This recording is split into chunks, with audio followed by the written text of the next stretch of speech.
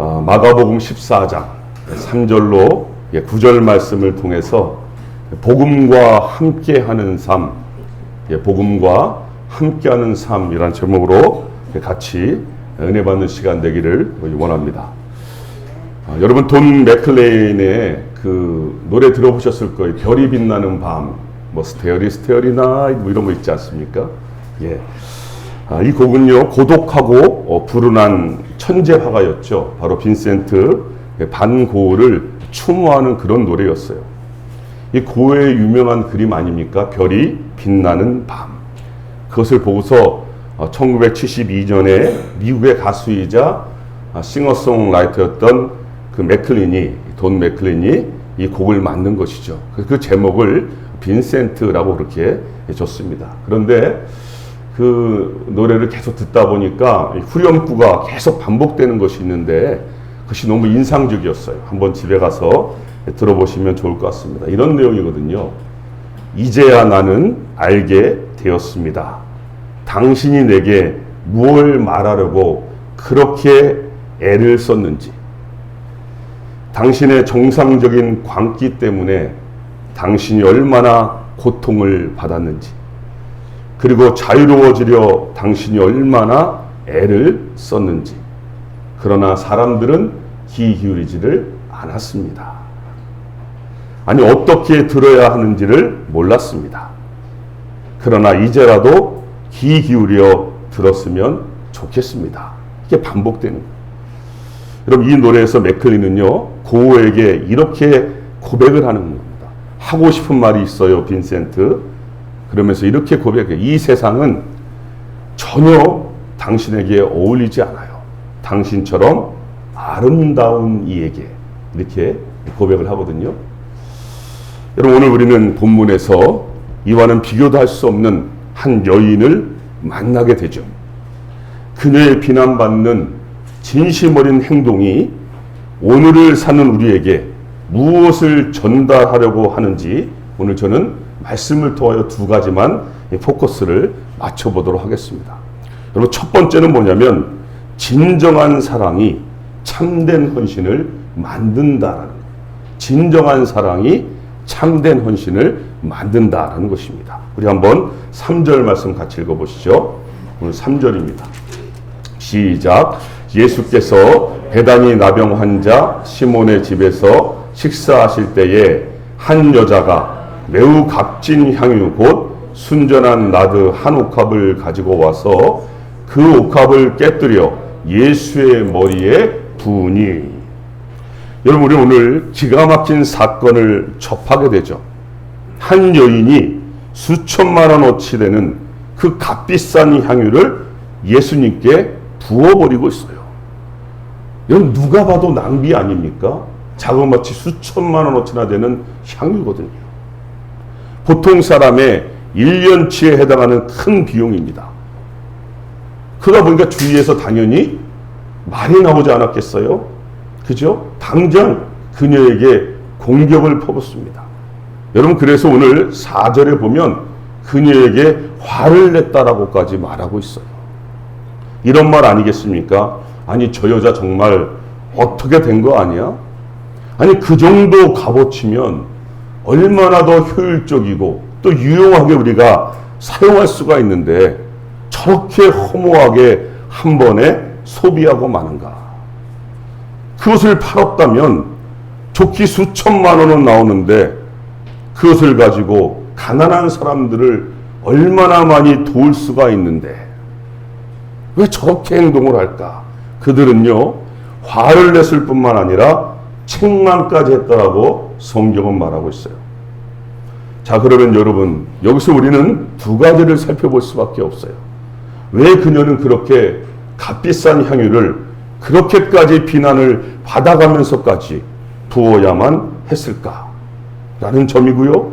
또 한 가지는 왜 그 주위에 있던 사람들은 그런 그녀를 향하여 그렇게 화를 내고 책망까지 하는가라는 점입니다.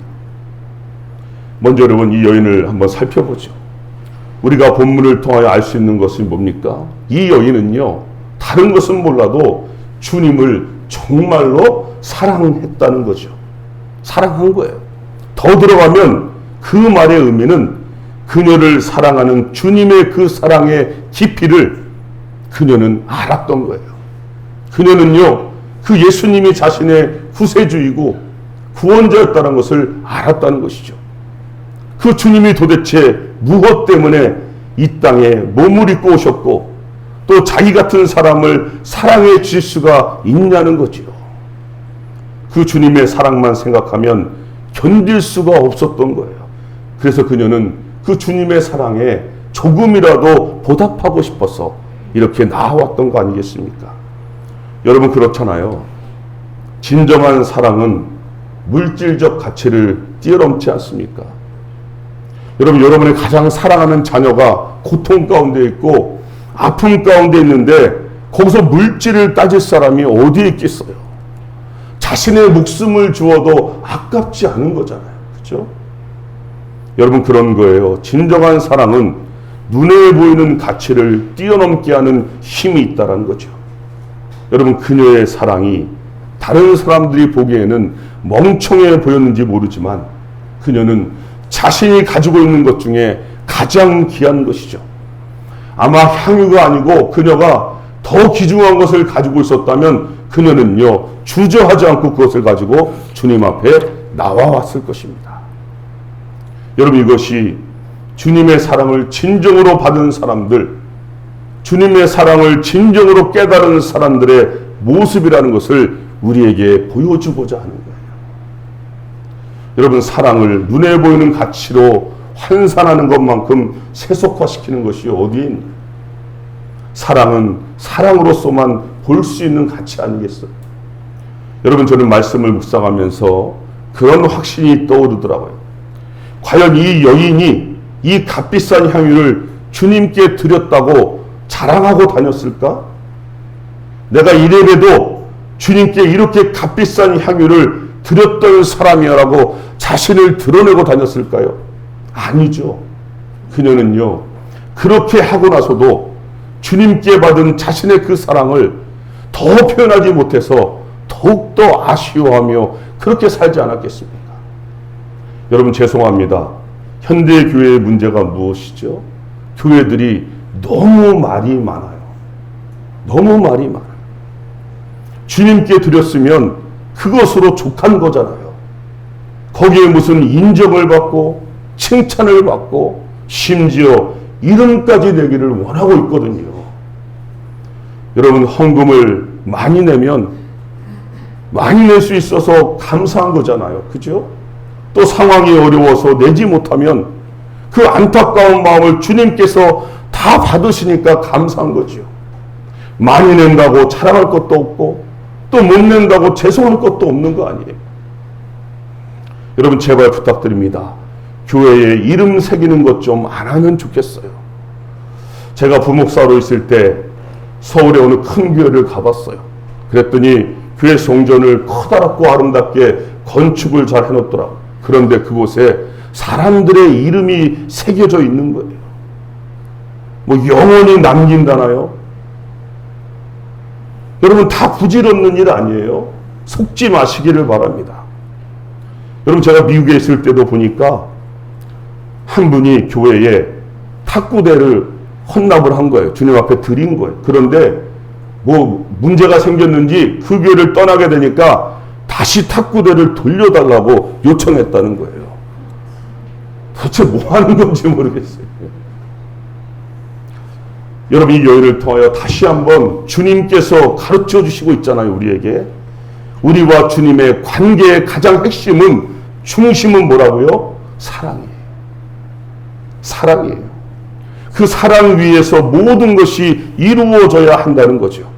여러분, 그렇지 않으면 반드시 문제가 생길 수밖에 없어요. 사랑 위에서 이루어지지 않으면 자기 공로, 자기 의로움, 자기 칭찬, 이걸 갈망할 수밖에 없는 거예요. 교회에서까지도 말이죠. 여러분, 오늘 이 여인을 공격하는 분들을 보시면 알지 않습니까? 아니, 자신들이 드린 것도 아닌데 뭐하고 있어요 지금? 화를 내고 있어요. 그 비용을 어떻게 사용하면 더 좋을지 분석을 해요. 그리고 그것을 바탕으로 그녀에게 책망을 하고 있다는 거죠. 여러분 여기 책망하다의 언어 엠브리마오마이는요 분노하고 있는 거예요. 엄히 경고하며 비난하고 꾸짖고 있는 걸 말하는 거거든요. 아니 도대체 자신들이 뭘 보태준 게 있다고 그녀를 향하여 이렇게까지 하냐는 거죠.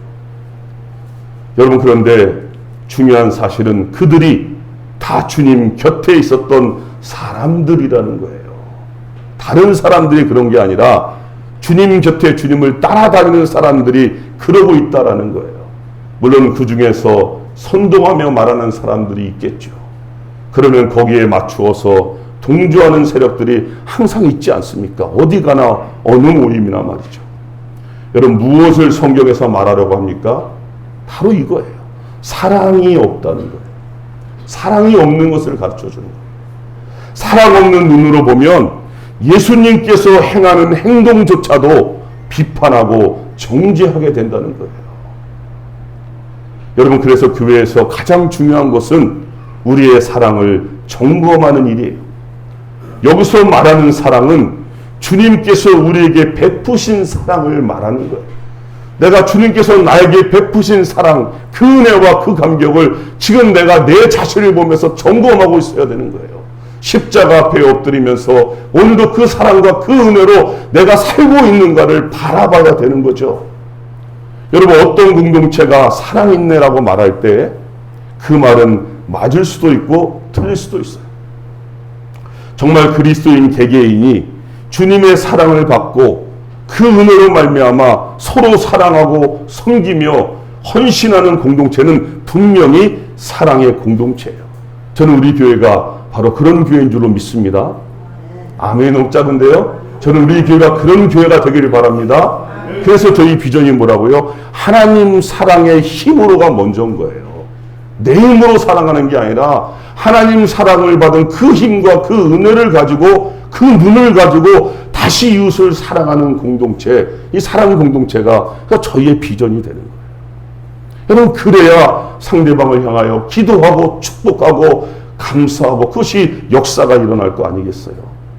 여러분 그러나 그것이 아닌 인위적으로 만들어가는 사랑의 공동체, 뭐 이름만 그렇게 만들고 말만 그렇게 하면 그것은 오히려 가짜일 확률이 높잖아요. 많이 보고 있잖아요. 이름은 사랑인데 서로 싸우는 교회를 얼마나 많이 보고 있어요. 여러분 그러니까 속지 말라는 거 아니에요. 그래서 사랑의 공동체라고 말할 때 그것은 바로 안다라기보다는 시간이 지날수록 더욱더 확연하게 드러나게 되어 있는 거예요. 여러분 주님을 진정으로 사랑한 이 여인의 행동, 이 행동이 여러분들에게는 지금 어떻게 해석이 되십니까? 수천만 원어치의 값비싼 향유를 깨뜨려서 주님께 붓고 있는 이 여인의 행동이 여러분에게는 지금 어떻게 해석이 되어지고 있습니까? 그것이 여러분이 주님을 얼마나 사랑하는지, 반대로 본다면 여러분이 주님의 사랑을 얼마나 받고 사는 사람인지를 묵상하는 기회가 되시기를 바랍니다. 여러분 오늘 두 번째로 본문을 통하여 주신 메시지는 우리 그리스도인의 삶에 남는 것은, 우리 그리스도인의 삶이 기억되는 것은 오직 복음과 함께합니다. 우리 그리스도인의 삶이 결국 기억되고 남는 것은 복음 되신 예수 그리스도와 함께하는 것이다라는 것을 이 예언을 통하여 가르쳐주는 거예요. 그리고 9절 말씀 다시 한번 합독하시죠. 9절입니다. 시작. 내가 진실로 너희에게 이르노니 온 천하에 어디서든지 복음이 전파되는 곳에는 이 여자가 행한 일도 말하여 그를 기억하리라 하시니라. 아멘. 여러분 이 여인이 책망받는 것을 우리 주님이 지금 보고 계십니다. 아마도 많은 사람들은 주님께서 이 여인의 행동에 대해서 객관적으로 말해주시기를 바라고 있을 거예요. 그 말의 뜻은 자신들의 판단과 기준이 옳다라는 전제를 가지고 있는 거죠. 한마디로 주님도 내 편을 들어주실 것이다 라는 생각을 지금 가지고 있는 거예요. 여러분 그런데 주님의 대답이 놀랍지 않습니까? 그들의 생각을 뛰어넘고 있어요. 그녀가 지금 나에게 잘하고 있다는 거예요. 이 일로 인하여 그녀를 더 이상 힘들게 하지 말라는 거예요. 주님이 내 편을 들어줄 줄 알았더니 오히려 그녀의 편을 들어주고 계신 거예요. 아니 다른 사람도 아닌 주님께서 이게 말이 되냐는 거죠. 여러분, 보통 사람의 1년치 그 돈에 해당하는 비용을 지금 다른 사람도 아닌 주님께 허비하고 있는데, 그것을 받고 계시는 당사자가 다른 분도 아닌 주님이신데 당연히 그것을 거부하고 그녀를 잘 가르치실 줄 알았는데 오히려 그녀 보고 잘하고 있다라고 칭찬하고 계신다는 거죠. 여러분, 그러면서 주님께서 뭐라고 말씀하십니까? 그녀의 행동은 보통 행동이 아니라는 것이죠. 이것은 나의 장례를, 나의 죽음을 미리 준비하는 거라고 말씀하고 계세요. 여러분, 유대인들이 보통 어느 때 기름을 붓습니까? 우리가 예수 그리스도라고 말하잖아요. 그리스도의 뜻이 뭐예요? 그리스도는 기름 부음을 받은 자란 뜻이잖아요. 그럼 그리스도라고 말할 때 기름 부음을 받은 자란 뜻이에요. 기름 부음을 누가 받습니까? 가장 먼저 왕이 받잖아요. 그죠? 왕이 증인할 때 기름 부음을 받습니다. 또 누가 받습니까? 선지자들이 임명을 받을 때 기름 부음을 받아요. 또 누가 받습니까? 제사장들이 임명을 받을 때 기름 부음을 받잖아요. 그러니까 그리스도라고 말할 때는 왕이요, 제사장이요, 선지자를 다 포함하고 계신 거예요. 예수 그리스도라고 말할 때 그분은 우리의 왕이시고 우리의 선지자시고 우리의 제사장이 되신 분이심을 그 선포하고 있는 거예요. 그때 기름을 붓지 않습니까? 그런데 그 외에 중요한 것이 장례식 때 시신 위에다가 기름을 부어 바르고 있어요. 장례식 때 시신 위에다 말이죠. 여러분, 그런데 바로 이 마지막 부분이죠. 바로 주님의 장례에 그녀가 동참하고 있다라고 주님이 말씀하고 계세요. 여러분, 이 얼마나 놀라운 일이죠. 제자들조차도 주님과 3년 동안 동고동락하면서 따라다녔어도 주님의 죽으심을 모르고 있는 거예요. 이제 며칠 뒤면 주님께서 십자가에 달리셔야 되는데 거기에는 관심이 없는 거예요. 아직까지도 제자들은 주님을 통해서 세상을 뒤집어 엎든가 아니면 주님이 왕에 오르시면 왕으로 등극하시면 자신들이 한 자리를 차지할 그 생각만 하고 있는 거예요. 그러니 주님께서 죽으심을 아무리 말한들 그들에게 들리겠습니까? 안 들리죠. 동상이몽을 하고 있는 거예요. 여러분, 그들의 관심은 주님을 사랑하고 그 사랑하는 주님을 위해서 이 여인처럼 온전히 헌신한다라기보다는 주님을 이용해서 주님을 통해서 자신의 이득을 보려고 하는 데 있다라는 것이죠. 다른 사람도 아닌 주님과 그렇게 함께한 제자들이 말이죠. 여러분, 이게 현실이에요. 지금 교회도 사실은 마찬가지 아닙니까? 우리 교회는 작아서 그런 분들이 없지만 지금 교회의 문제들이 얼마나 많이 발생하고 있어요. 그런데 그 내용들을 보면 다 뭐예요? 믿는 도끼에 발등이 찍히는 격이잖아요. 보통 평신도나 초신자가 그러지 않아요. 교회에서 사기치고 이용하는 분들 보면 목사니, 집사니, 장로니, 권사니 그런 호칭을 다 달고 계신 분들이 그런 일 하고 있는 거예요. 여러분, 제가 한국에 부목사로 있을 때 상담에 오시는 분이 계셨는데 그 내용을 듣고 참 마음이 너무 아팠었어요. 왜냐하면 그분이 말하는 그분은 당사자는 누구나 다 알고 있는 분이었어요. 그 교회의 초창기 멤버셨던 분이에요. 직함도 권사님이셨어요. 그런데 그분이 돈이 급하니까 빌리기 시작한 거예요. 그런데 시간이 지나도 갚질 않는다는 거예요. 알고 보니까 자기뿐만이 아니라 교회 여러 사람들에게 그랬다는 거예요.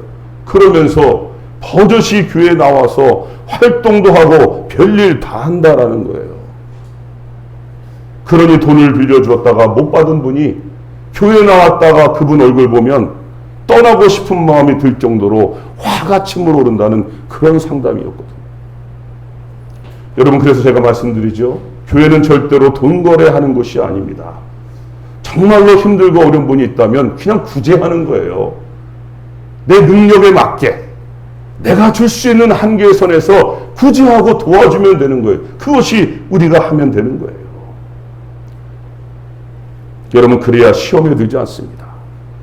여러분, 제자들도 예수님을 따라다니며 그렇게 좋은 말씀 듣고 기적까지 체험하고 능력까지 경험했는데도 아직도 주님의 마음을 모르고 있잖아요. 여러분, 하물며 지금 이 땅의 교회가 완전하기를 바라는 것이 과연 가능하겠습니까? 별의별 분들이 다 모일 수밖에 없는 것이 교회예요. 그것이 교회입니다. 여러분, 그러니 이 여인처럼 예수님을 너무 사랑하고 그 예수님의 죽으심에 동참하며 사시는 분들이 과연 우리 가운데 몇 분이나 계실까요?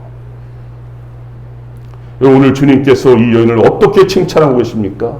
이 여인의 행동이 그 자체로 끝나는 것이 아니라는 것이죠.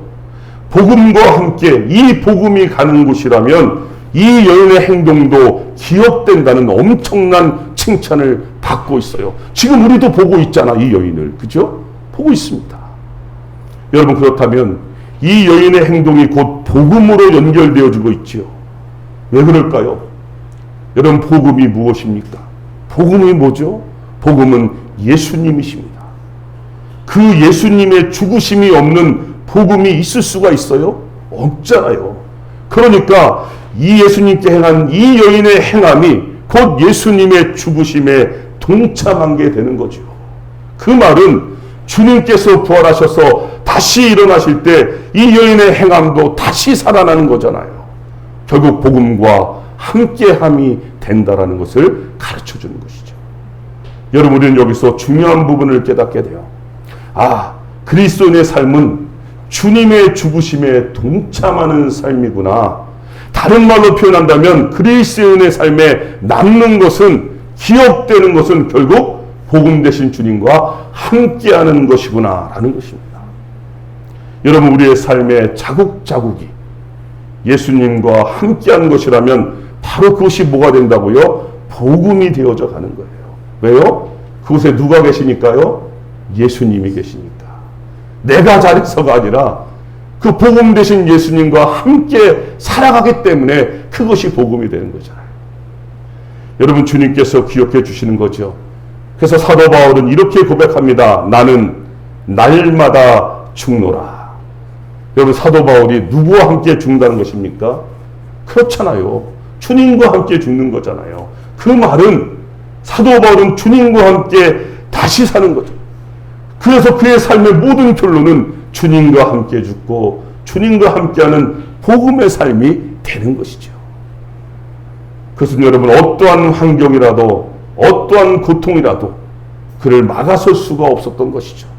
그래서 그는 감옥에 가서도 강도의 위협을 만나도 강의 위협을 만나도 그는 끊임없이 복음과 함께하는 삶을 살게 되는 것입니다. 여러분, 이것이 복음과 함께함이에요.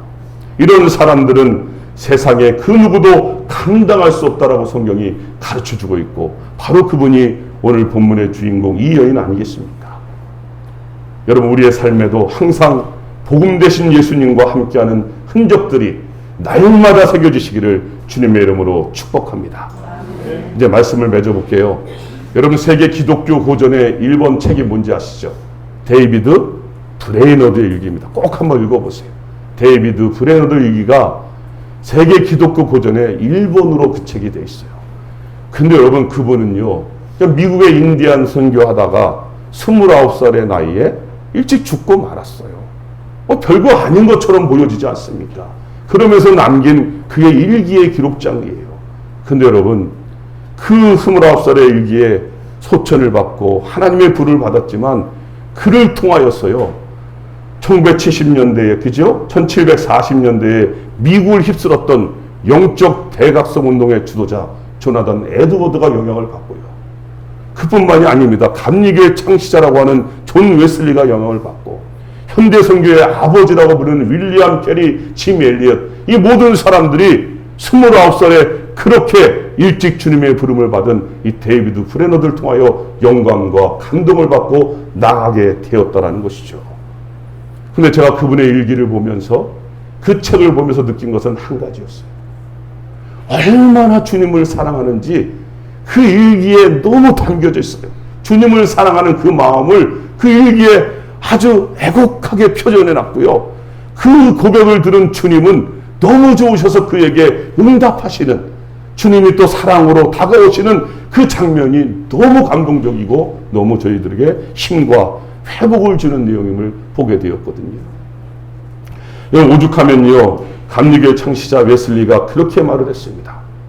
주님의 일에 지쳐하고 또 힘들어하고 부흥을 잃어버린 이 세대에 그 다시 어떻게 회복해야 되겠느냐고 물어본다면 그는 이렇게 말한다는 것입니다. 모든 설교자에게, 그들에게 데이비드 브레이너드의 이 책을 다시 주의 있게 읽게 하라고 권하고 싶다. 다시 회복을 꿈꾸고 다시 부흥을 꿈꾸는 사람들의 가장 중요한 핵심이 뭐겠어요? 바로 사랑. 주님을 향한 뜨거운 사랑과 그 은혜를 가르쳐 주고자 한 것 아니겠습니까? 여러분, 우리는 진정으로 주님의 사랑을 깨달은 한 여인을 오늘 본문을 통해서 만났습니다. 그리고 그 사랑에 감격해서 견딜 수 없는 심정으로 주님께 나아왔던 한 여인의 주님을 향한 사랑을 지금 봤어요. 여러분, 진정한 사랑은 참된 헌신으로 나아가게 되었다는 것이죠. 또한 진정한 그리스도인의 삶에 남는 것은, 기억되는 것은 뭐라고요? 복음 되신 주님과 함께함인 줄로 믿습니다. 그렇게 우리의 남은 삶, 우리의 인생, 또 한 주간도 복음 되신 주님과 함께 믿음으로 승리하며 살아가는, 누구보다 뜨겁게 주님을 사랑하는 우리 모두가 되시기를 주님의 이름으로 축복합니다. 기도하시겠습니다. 하나님, 우리를 향한 주님의 그 크신 사랑, 그 은혜를 우리는 날마다 주의 십자가의 은혜를 통하여 체험하며 경험하며 살아갑니다.